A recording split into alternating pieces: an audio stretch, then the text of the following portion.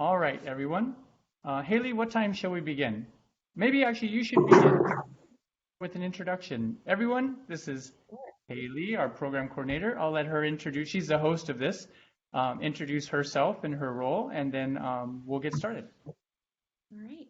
Hello, everybody. Thank you for joining us virtually. I hope everyone is doing well. My name is Haley Phillips. I'm the program coordinator for Business Plus Impact, which, as Jeffrey will probably explain in more detail, we are sort of like the parent company of the Impact Studio. So I manage all of the programming that goes through the studio and heavily help with everything that is BA670 or the Impact Studio course, which is hopefully why you're here to learn more about it. So I help with a lot of things on the course and a lot of things in the studio. So if you have any questions after this, you can always reach out to me, and I'll be monitoring the chat if you have questions and whatnot, and I'll send more information there as well. So don't hesitate to reach out. We're here to support you and answer all your questions. Great, thanks, Haley. And you have a couple of slides if we need to, if we want to share some slides. True or? Yes. All right.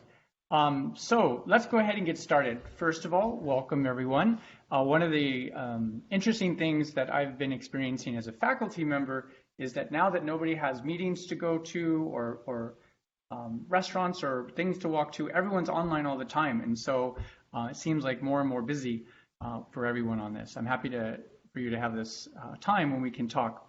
So I'm in the Impact Studio now. I'll actually give you a little bit of a virtual tour in a little bit. And I also want to make this interactive. And so if you have very specific questions, do let me know. So the Impact Studio course just launched in last September. And it's a course that you can take either in the fall or the winter, but not both. It's 4.5 credits. So we're meeting from 9 to noon to 11:50 on Mondays. In addition to that, there's studio time. So if you do the math, a 4.5 hour, 4.5 credit course would be meeting 4.5 hours. We break it up to where we have quasi-classroom workshop reading discussions component, and we have a classroom for that. And then we come to the studio. In addition, teams spend a very specific time in the studio working in their garage, we'll call it, or a pod. The purpose of this is to allow teams to basically put into action the tools and design processes that we talk about on Monday, and to meet the requirements of a 4.5 credit class. So it's a lot of work, but it's commensurate with the credits. So it's important to make sure that you have a time blocked out. This is the reason we have an application to enroll, and people have already started to do this, and we're very welcoming. We first come, first basis. The class is limited to 40, but what we're trying to do is try to get a number of people in who not only can make the class on Monday, but also know in advance on their schedule, here's the time I could be in the studio. And that way, what we learned from the fall is teams don't have to have constant conversations about when they're available. They just have their set time. As you can imagine with other classes, right now we're doing this virtually. And so I'll set up breakout rooms and stuff in Zoom. The course in the fall and the course in the winter have the same set of readings, and we cover the same set of design methodologies. What's different between the fall and the winter is the fall has sort of a bit of a special place. Much of life in organizations, whether it's for-profit, non-for-profit, is, Haley, you go ahead and put up the, what I think you call the skateboard ramp, the double skateboard ramp. In the fall term, basically what we focus on is deciding what's a good problem to solve. Rather than just being told, here is the challenge, you solve it, the teams work hard, starting with, say, if you could show the slide number 3 there.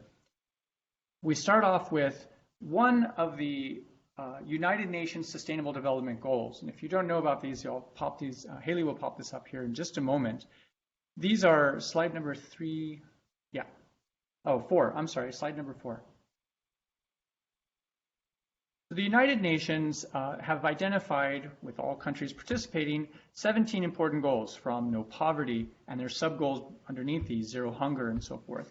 And the teams in the fall, we say, all right, let's think about these issues, and let's think about what are the resources in the university. So for example, we have some experts in fintech.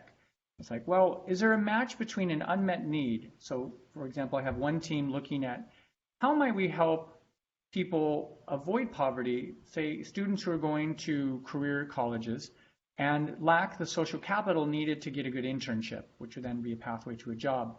How might we be able to use some of this technology to pull together resources that would allow these students to build the social capital they need? And these are in particular first-generation students or those coming from certain populations at higher risk for underachievement, not being able to achieve to the level of their potential. And so we focus in each team on the fall on what would be a great problem to solve, doing primary research, secondary research, going through this whole design methodology until we actually culminate to a moment where we say, here is a portfolio, a dossier research report that says, here is the problem we should solve. Here is what we should look at. And this is going to be a handoff document for the winter term. The winter term then takes that document, goes through a little bit of that early process, and then dives deeper. So if you look at this double skateboard ramp that Haley puts up here, it sort of ticks off all of the different components that we would tackle. So in the fall course, we're trying to understand what is the right problem to solve. And there's a number of organizations using this exact methodology of saying, well, we're not just going to tell you what to do. We need you to have some role in trying to identify what is the right problem. We have a hunch, it could be related to this, but the teams will actually need to take a lot of ownership on that. We learned some ethnography tools where we tried to do a deeper dive than focus groups or surveys.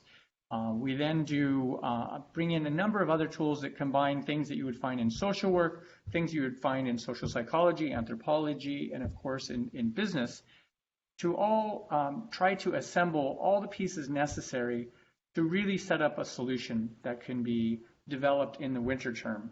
So both the fall and the winter go through the full design cycle, but the fall focuses on trying to figure out what would really be an important opportunity. And given the pandemic, there's a number of opportunities all around, from how do you help people who are dislocated to getting resources to people in need. If you back up one slide there, Haley, for me, please. One more. One of the really, I think, neat parts of this course is we don't just talk in a consulting type fashion about design thinking. All of these methodologies are grounded in what you would find in the social sciences. And so I have, what I'm very proud of is a big reading course pack that is, I shouldn't say big, but it's very worth it. And the students tell me when there's something not worth it and we get rid of it.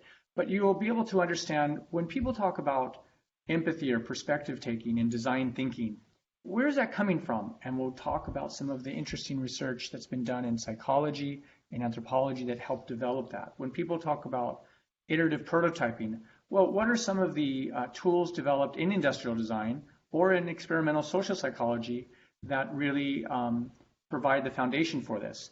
Or when we talk about thinking about problems in a system, we'll have readings and discussions around some of the most important readings that came out of research that came out of sociology that really provides a lot of impetus for this.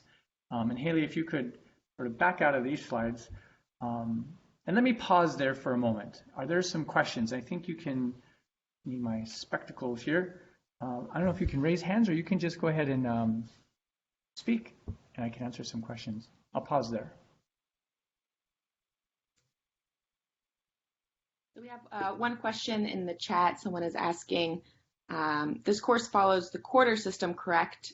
If so, we would have to apply to both fall and winter courses separately. It applies to semesters. So it's a semester-long course. So the fall course begins in September and ends in December. You would apply to that all by itself. The winter course goes from January to April. So it's a semester-long course.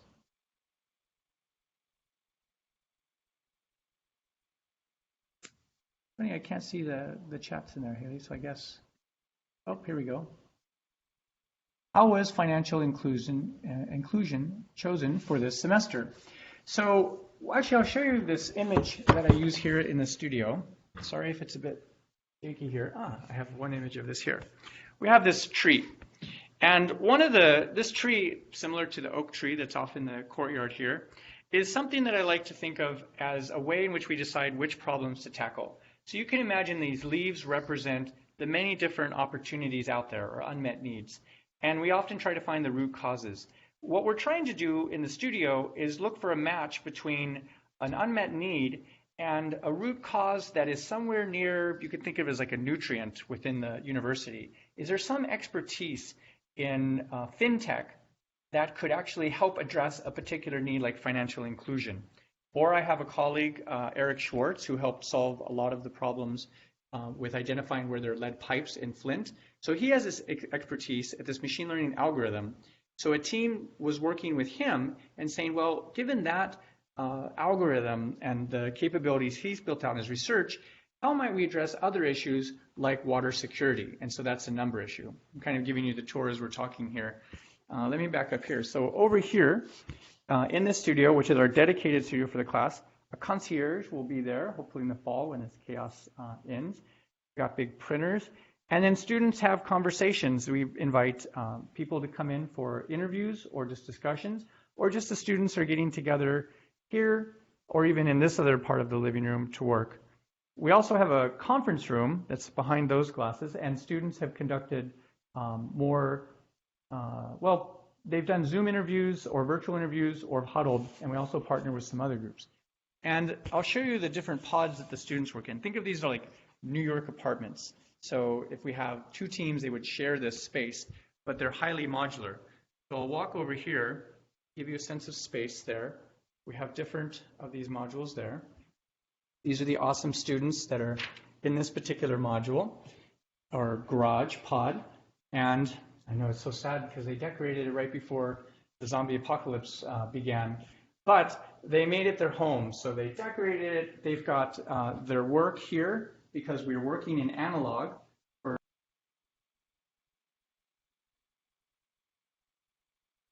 And then won't be able to see too closely, but here are all of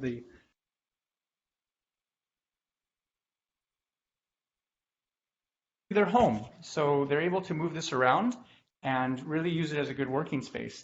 When we have teams that are working on similar issues, they sometimes will basically collapse these walls and then be able to work collaboratively in a larger team. And so the real hope and aspiration of this program is really threefold. Number one, it's to provide a learning experience that doesn't really exist at the university. And what I mean by that is having groups of students from the MBA program, from the School of Social Work, Public Health, School of Information, Engineering, Law. We never know exactly the composition, but we've had 6 or 7 schools represented in the course. These are all graduate level students. And so they're able to really learn what it's like to take an ambiguous, important problem and work very collaboratively with people who have very different points of view. It's just one of the things they take away from this course that they tell me is very valuable. So the readings, I think, are important, the tools and processes, but really the environment and the context.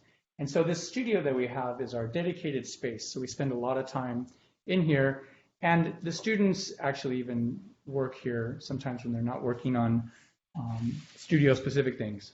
You can see some of their creative art. This is not studio-related art, but I'm just looking at some of their work here. So Sasha is asking, I'm interested in both this course and the integrated product development course. Do you have a sense of the similarities and differences? Absolutely. My close colleagues teach the integrated product development course, and it's a fantastic course. What is the difference? There, they give a challenge, like try to develop kitchen products for someone who has only one arm, or a tent that could be used in disaster zones. They give sort of the task. And you work with students from 3 schools, from STAMPS, the School of Engineering, and the Ross School of Business. And you literally develop a physical product for that. And then they have a fair at the end where there's voting on who sort of wins for this. And it's a very rich experience on some design tools, but really sort of building this physical thing. In the studio, you're not given a mandate so narrow. I don't mean narrow in a bad way, but you're not said, here's the problem, now go solve it. But instead, you roll up your sleeves and get to participate in helping identify and learning tools to identify what would be a really important problem to solve given the resources and capabilities we have. And to go back to that tree and root metaphor example, Whirlpool, some time ago in their corporate responsibility efforts, had come across this interesting statistic. Kids from impoverished schools have an unusually high absenteeism rate. They dug into the research, and there's many reasons, but one reason is that they're bullied because they don't have clean clothes. And so what they did is, they make washing machines, is they put in washing machines in some schools and not others, did the research, basically 90% success rate in getting those kids to come to school.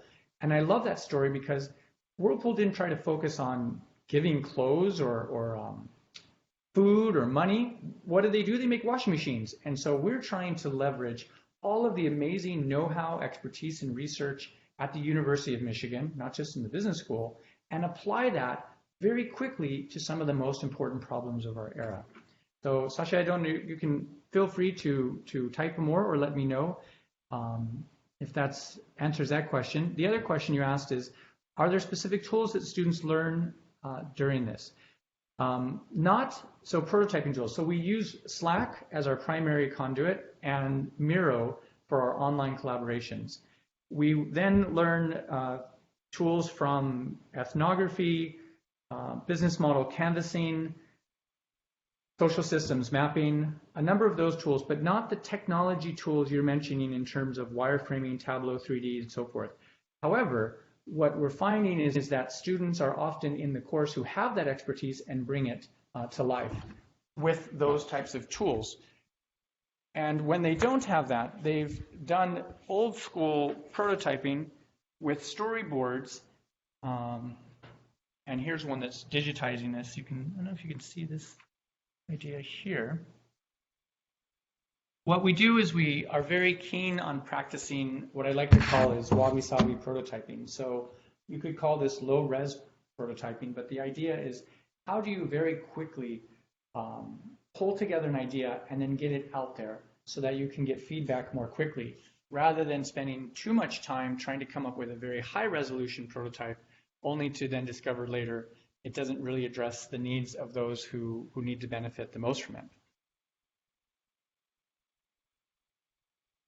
Other questions? You don't have to type. You can also just type in audio-wise. Oh, okay. Let me see. So you've seen the physical space here. Maybe I'll just go and hang out over in this team. What are some other things I can show you? Haley, can you pop up the slides? And let's see what other sorts of things we have here for you. One thing, so, I love, if you could show the last slide. This slide, I don't know how many of you are familiar with this. It's a very old traditional way of describing how these blind men are touching different parts of an elephant. Of course, they don't know what it is, but the one touching the tail thinks, well, it's a rope. The one thinks this sort of long tube, or it's a stone or a mountain. And really, they don't really know what it is, but through their collaboration, they can then finally sort of discover what this larger thing is. And in the studio, we also take this approach of extreme humility. So the core values of the course include relentless curiosity and intellectual humility. Unless people are curious, there's no way for us to address some of the really important problems of the world. Unless we're very humble, it's not possible for us to truly learn from others' perspectives. Now, in the abstract, that sounds easy, but teams right now are having a very healthy discussion. I won't say struggle, but a healthy discussion saying, no, we should go this direction, and others are saying we should go in that direction. And what the course does, as opposed to a technology tool, is it also provides the tools needed to help lead team through this process. So I have spent, I didn't give an introduction of myself. Well, let me finish this thought. It helps teams be able to not just apply these tools, but figure out how can I actually get a team who may or may not be familiar with them, who may or not be as passionate about this topic, to come together and leverage their collective wisdom. So I am a behavioral scientist by training with a background in anthropology and social psychology. I did my PhD here back in the late 1900s. And I've done a lot of work on emotional intelligence, cross-cultural group dynamics, and have spent really the last decade on research related to the group dynamics of idea development. So before I was teaching this studio, I spent most of my time in what we have as an executive education center. Basically, you can think of it as consulting, and I would do this and still do this once planes get going again in Europe, the Middle East, and East Asia. And I'm pulling together what we've done in executive education and in other programs into this degree level program here for the studio. And I just see who's joined us is Kat Johnson. So Haley had previewed that this is a smaller entity to a bigger entity. So the Impact Studio is a new initiative in which we have this course, but we also throw a number of other events, or host a number of events. For example, we bring in speakers from all over. We brought in a fellow who actually created a whole design practice for Deloitte, a consulting company. We also helped bring in people in fireside chats, Adrian Harris, who was a special assistant to President Obama, who helped work on issues related to financial inclusion. In addition to the fireside chats, within the course, I bring in a number of speakers who might be even deeper content experts, particular issues, doing business model canvas, somebody from our entrepreneurial center, somebody who has started a company and launched it in ed technology to help share their insights. So one of the things that I really love about this is we serves as a hub for the university to bring in sort of the know-how and expertise for all of these relevant issues. Now, this Impact Studio is housed within a larger entity at the business school called the Business Plus, not Business Plus Impact, the CAT. I'm trying to, this is my slow way of helping to introduce you. Thanks. Thank you.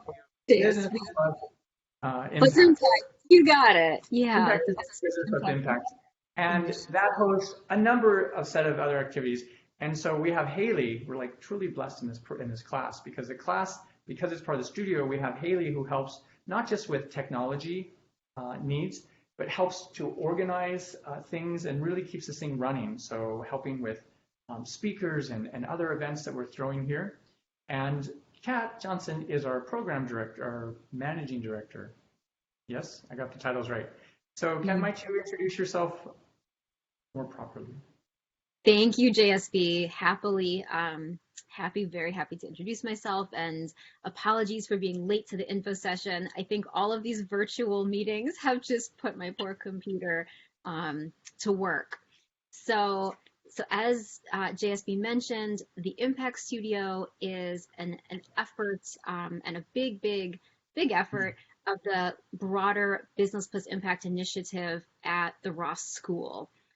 B+I, as we call ourselves because it's just a bit quicker and shorter, it's about two and a half years old.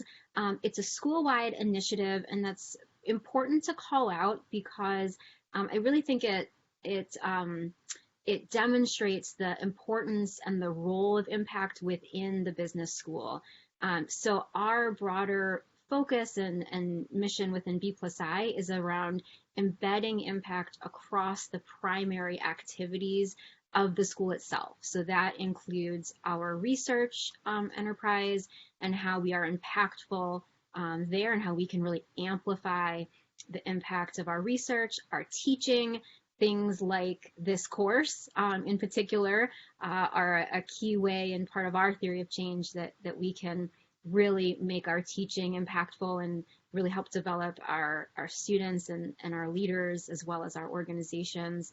And then more broadly through the actual engagement that we have with the community. And again, this course is actually the sweet spot of all three of those things because we are taking that scholarly research and intellectual capital. We are using our teaching as a mechanism to make an impact out in the broader world.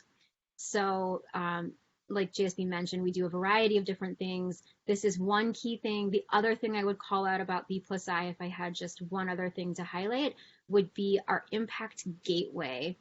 It's a searchable platform for all things impact, and it's a wonderful landing place to learn about really the whole spectrum of impact. If you just want to get a sense of events going on, if you want to think about careers, so wherever you might be in your interest level in engaging with some of these topics, it is a one-stop resource for not just things at the Ross School, but all of U of M more broadly. It's undergraduate, graduate, all levels, all facets. So that's a great thing to check out. And we have a number of other programs and events that we host that I would want to make sure you're aware of. So that's B+I. Welcome. So what other questions might I be able to answer about the course? The syllabus is out. Of course, we practice what we preach, so there'll be some revisions, but the fundamentals are there. In terms of what are the deliverables, so going back to the integrated product development course, there you build that physical product. Here, what you're building is a portfolio and a dossier. The portfolio is a plan of what, if you were to sort of delegate, imagine you had like employees or subordinates, and you said, okay, we've done our research, and of the many things we could do, this is what we need to focus on. And so the interview notes, ways of organizing those, the primary, secondary research, the prototyping, because at the end of the fall term, even though it's really trying to focus on what is the important problem, we still engage and learn a number of tools related to ideation. So bricolage, wabi-sabi prototyping, a lot of things that are known within sort of design thinking more broadly, but also unique things that I've developed throughout my research in executive education. So I try to make sure that at the end of the day, everyone is familiar with, there's different ways of sort of capturing this, but classic sort of designed methodologies from trying to understand what is the right problem we should focus on to how do we engage in a series of ethnographic research procedures designed to understand some unmet needs, and then use that to sort of really define the problem before we then begin to ideate, prototype, and then implement. So in addition to sort of those models, we bring in a number of other tools and frameworks that we've developed through our research, as I mentioned, but also some content experts as well. I forgot my glasses now, I can't read the questions, sorry. I left them somewhere in the studio. Catherine has a question that maybe Haley could read. So it says, how many hours on average do students tell you that they work on this course outside of class, plus the 2 hours of studio work? Fair question. 4.5 credits, it doesn't require any more time than would normally be required for that. So you know that the number of credits equal the number of hours in class. And then of course there's out of class. In some ways, we sort of have a little bit of wiggle room in that because we're only in proper class from 9 to noon. So in addition to the 2 hours, what the students are telling me is they probably spend about 2 additional hours. So I think from the school, the university's perspective, maybe there's not as many hours as we should be applying to this, but we're trying to make it well worth it. So in terms of your schedule, what's critical is that the 9 to noon hour is when we're in class, and then the 2 hour block is when the students are here formally, when you know your other teammates are here as well. And then there's probably, on average, thinking through, I just had conversations with a number of my students now, about a couple of hours. You would think of them as homework, but it's really sort of diving in research. All right, the next question is the composition of teams, different schools, skill sets, interests, etc., similar between the 2 semesters, or does it vary significantly? As you would know, we actually cannot control this because who we get into class. However, I have gates so that we try not to have a majority from any one school. So we have maximal diversity. Then what Haley does is look at when are the times people say they're available for their team meetings, and then we just basically try to maximize on all diversity. How do we maximize on the experiences you've had, the things you're trying to learn, the schools you're coming from, and create teams. So both the fall and the winter team, the team that was housed here, we have School of Information, Engineering, social work. Team over behind my camera, we have social work, MDes program, and law, and an MBA. I think we always have we almost have MBAs for each team, And I think we're almost getting to the point where we have MSWs for each team. And then the School of Information, School and Engineering and Law kind of mix, so we won't have necessarily a whole bunch, but we try to maximize in that. If you say, I really want to be on a team where we have this particular composition, just let us know and we can make that happen. I mean, we're not, we would be perfectly happy to accommodate if it works out. The number one goal is maximum diversity and schedules that overlap. Because what we learned in the fall is we just asked teams to find times that work for them. And it was just too much of a burden for them every week to figure out when they could get together. This semester, we solved all of that. Teams have their time when they're meeting, and then I will pop in for different moments of that to help give them guidance and coaching. And they also invite me at other times, and then I'll help guide them there. Oh, there's my glasses. Haley, could you read the next one? Is getting into the class a factor of your application or just your registration time? For example, if someone can register first because of registration time, is there a chance they wouldn't be accepted because of their application? Send in your application as soon as you can, and consider that a way in which you can reserve your spot, regardless of how the schools work. One of the interesting things, so the integrated product design, as I mentioned, has stamps, engineering, and loss. We've had so many different schools. One of the things we've learned is that there are so many different timelines for different schools in terms of when they register and so forth. And so I don't want to create a process where one school has an advantage. We want to maximize on diversity. So just send in the application.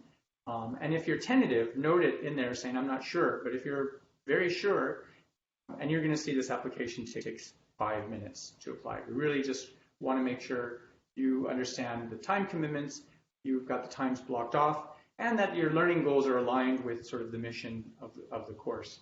So just send that in, and then that would take care of it.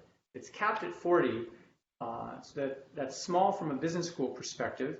It's maybe a little bit bigger from a graduate perspective, but most of the work will be done in teams of 5 to 6.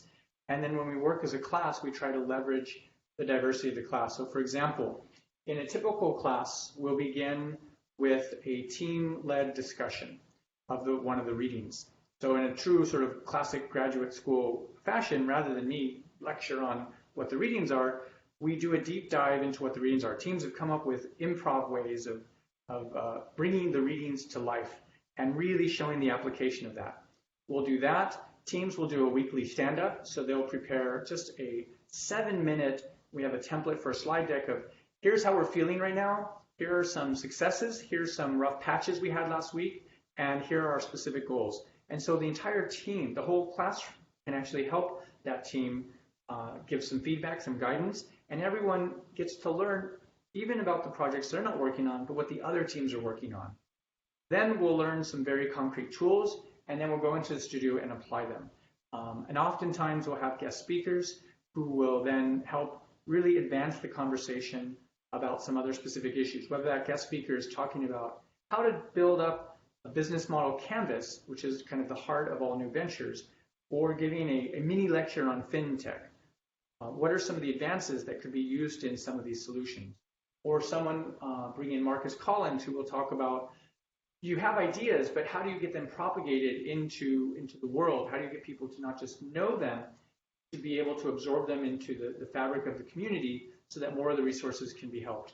One of the teams, they were working on how to get certain populations access to small business loans by using community resources. But now with the pandemic and the students, there's all kinds of new issues about, well, how do you get food to elderly? How do you deal with people who are virtual and need social connection? How do you help students deal with being dislocated from their homes? There's all kinds of needs that their fundamental idea could be used and applied to this. And so they're working this week right now. In fact, they're meeting as we're talking to try to think about how might they actually pivot their idea a little bit to address some of the important issues now. Wonderfully, we have resources in the studio. So if a team said, we need this, this, and this to help launch this idea or test part of this idea next week, then we try to mobilize those resources. I have a number of alums, not just of the course, but having taught for 20 some odd years, who are interested in helping by providing advice or resources in the way of contacts that they have to really help make these ideas get out there in the world. So the learning experience is goal number one for you, and a unique learning experience. Having tools and the language to be able to talk about this to people who have very different backgrounds, kind of like a Rosetta Stone. So if you're talking about design thinking, lean methodologies, agile programming, it's like, when someone says KPI in business speak, what they mean is the dependent measure or the outcome. So we have a wonderful learning experience about how people can use different language to talk about the same things, which then better enables you to go out and talk to future employers or other organizations about how to do this. One of our students ended up going and getting a job at Amazon. We have a student from social work who's now applying to this other organization that requires not just sort of design thinking expertise, but also how to lead teams in an organization through this process. And so she just sent her resume and Kath's looking it over to help her do that. We obviously can't make promises on getting everyone jobs, but we're actually interested in having people go out and use this into the real world. So Matthew says, similar to your comment about the fall semester spending time on ideation prototyping tools, does the winter semester have flexibility to alter the core program or scope that's set by the fall semester? Yes. Yes. Nobody is an employee in this studio. The whole idea is to embrace the spirit of iteration, the spirit of owning the problem statement. The teams in the winter, I just had this conversation an hour ago, the more they do deviate from the fall's portfolio, the more primary research they'll have to do, which makes sense because they're not starting over, but they're deviating, and so they're going to have a little bit extra work. And so we'll have conversations about the trade-offs, and we'll figure that out. Let me go back to actually this question about the IPD course. So there I mentioned the outcome is a product. Here, we actually have a lot of flexibility on what the outcome is. It may be a service that's run through an app with technology. It might be a policy paper. I don't know how many of you are familiar with the fact that one of the design processes over in the School of Public Policy had actually identified that car insurance is expensive, but particularly among people who can least afford it in inner city Detroit. They developed a policy paper, it got into the government, and it was actually put into law. So this is an idea where what expertise do we have in the university, what's a problem out there, and the right outcome was a policy paper, a white paper, or it could be a social campaign, it could be a venture, it could be something else. So we're agnostic as to the actual format of the solution because there are many different ways to have an impact. Out of curiosity, is there an opportunity to do the class remotely? I am in the weekend MBA program and flying for the weekend. Mary, this is a good question that I don't have a concrete answer. Given that we're all doing remote now, it may open possibilities for that. I'll huddle with the team, with Haley and Kat, and we'll get back to you this week, okay? Maybe today or tomorrow for that. We haven't had that happen yet. I had a weekend MBA. We do have a part-time MBA, but she lives in Detroit, and so she would commute in, and she would meet on Fridays with the team.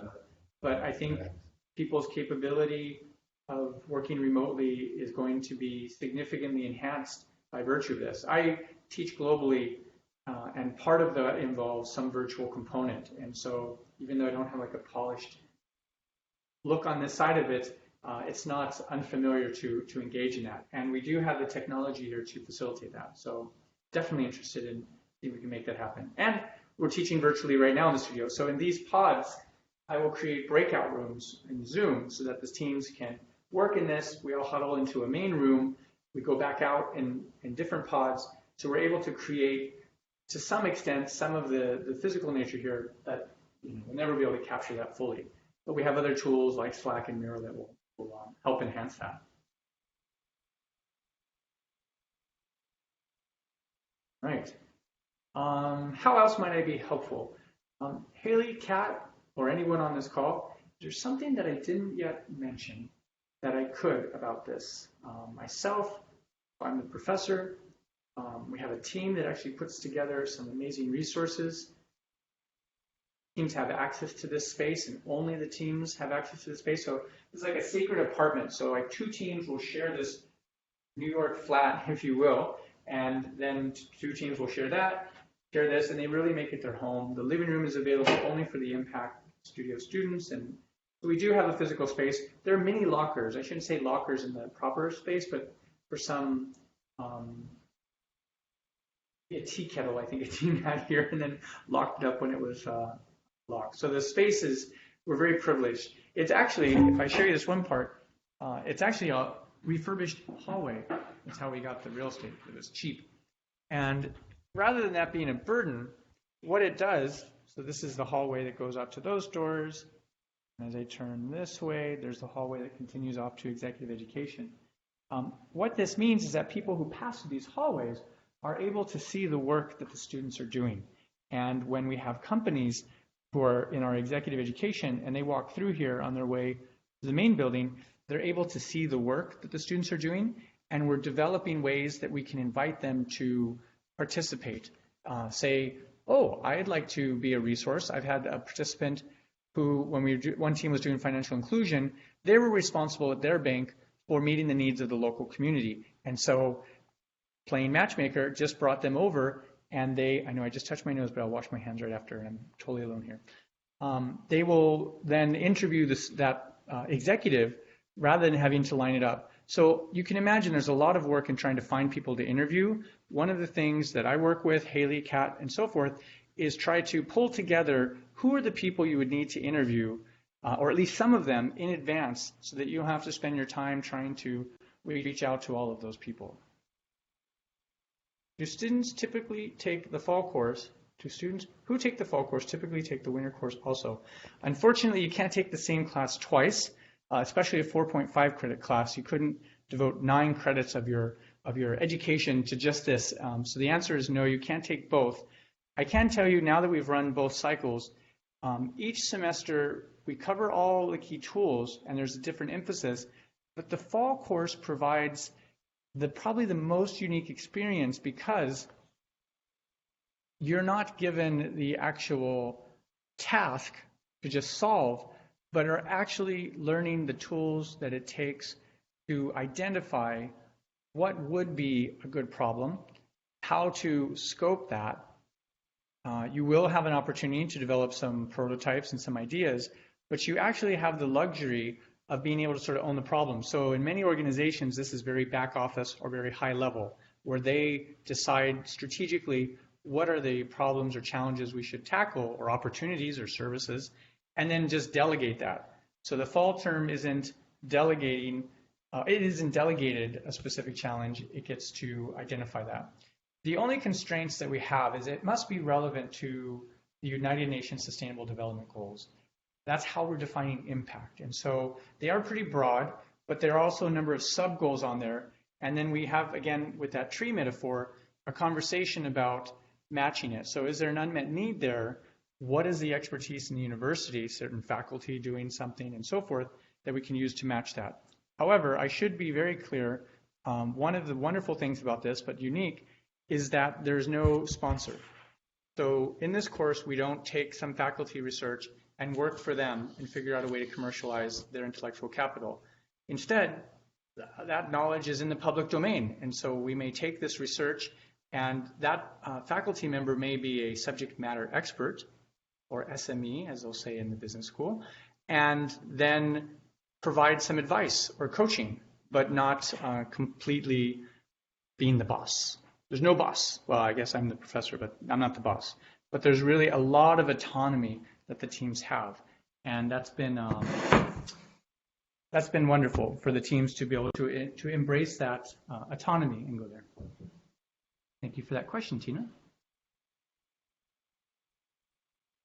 And I'll just say quickly, if everyone wanted to direct message me their email, I can follow up with additional details about the course, share the syllabus, the application link. So if you send me your email, I will share more information with you. And if you have any questions, you can email impactstudio@umich.edu. Nice. There's also swanky furniture you can chill on as well. But the content is there. What we're really trying to do is provide, and I say we, the school, is trying to provide a physical space that can serve as a hub for the university. We just did a workshop, a charrette, or a hackathon you could call it, with some folks from the School of Engineering who have this amazing new technology that makes it less expensive to capture carbon from the atmosphere and turn it into concrete that is actually pliable. You wouldn't get potholes in it.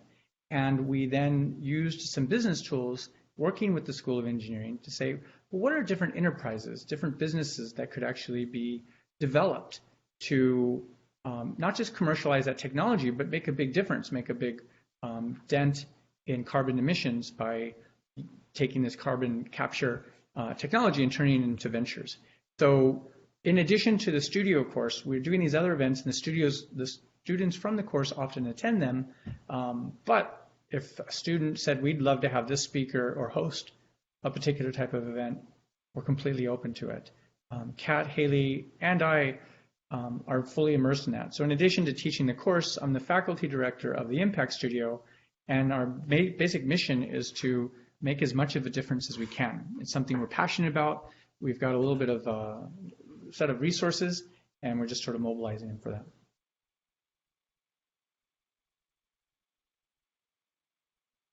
All right.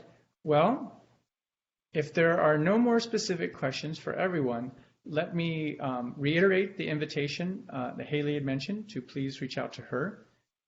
To send in that application. We'll get you in the queue. There's a permission to enroll, and as you can imagine, things are a little bit slow, but they're 100% guaranteed. When you are given permission to enroll, that will come through. But also just an invitation to email me. Maybe Haley, if you could type it in my email address, if I could ask you to do that. Then if you have questions and you want to do a one-on-one, we can also do that, or I can just send you a quick answer to your question.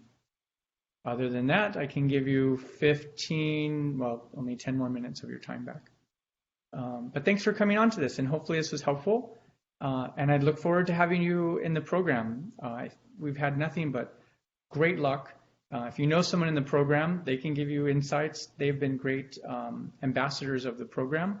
And we're really trying to do something different here in this class. And it's been really magical. I gave up a pretty sweet teaching deal I had before this to do teaching from September all the way through April. And it's actually been a great decision. I really enjoyed working with students from all over campus. And coming from LS&A myself at the University of Michigan, it's wonderful to sort of bring together so many of the different schools. So thank you so much.